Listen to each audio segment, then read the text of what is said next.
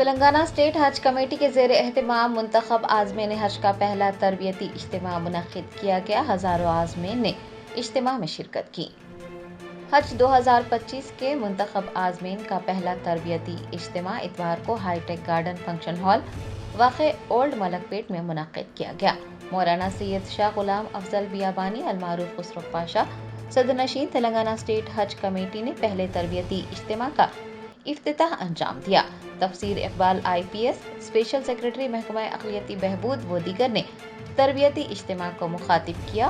مولانا مفتی خلیل احمد شیخ الجامعہ نے فضائل حج اور ڈاکٹر حافظ احسن بن محمد الہمومی امام و خطیب شاہی مسجد باغ اعمہ نے مناسک حج و عمرہ، مولانا حسان فاروقی اور مولانا حافظ عبد الرشید طلحہ نعمانی نے آداب زیارت مدینہ منورہ پر خطاب کیا۔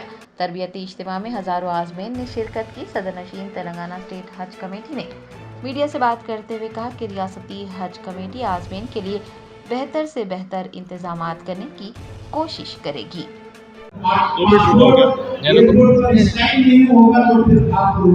الحمدللہ 2025 کا یہ حج کا پہلا ٹریننگ کیمپ تھا، جس کے اندر ہزاروں لوگ عازمین حج یہاں آئے۔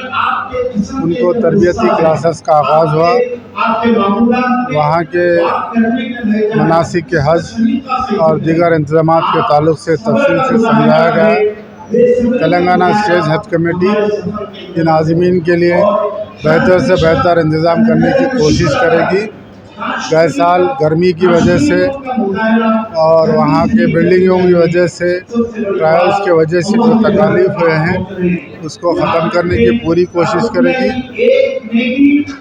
ریونت ریڈی صاحب کی خواہش پر وہاں پر بہتر انتظامات کرنے کے لیے لکھا گیا ہے، اور اللہ چاہے تو اچھے انتظامات رہیں گے۔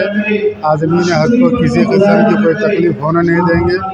ہمارے طرف سے جو ہو سکا انشاءاللہ تعالی ہم کوشش کریں گے تاکہ لوگوں کو صحیح خدمت، یہ اللہ کے مہمان ہیں، ان کی صحیح خدمت ہو سکے اور اچھے سے اچھے انتظامات ہو سکے۔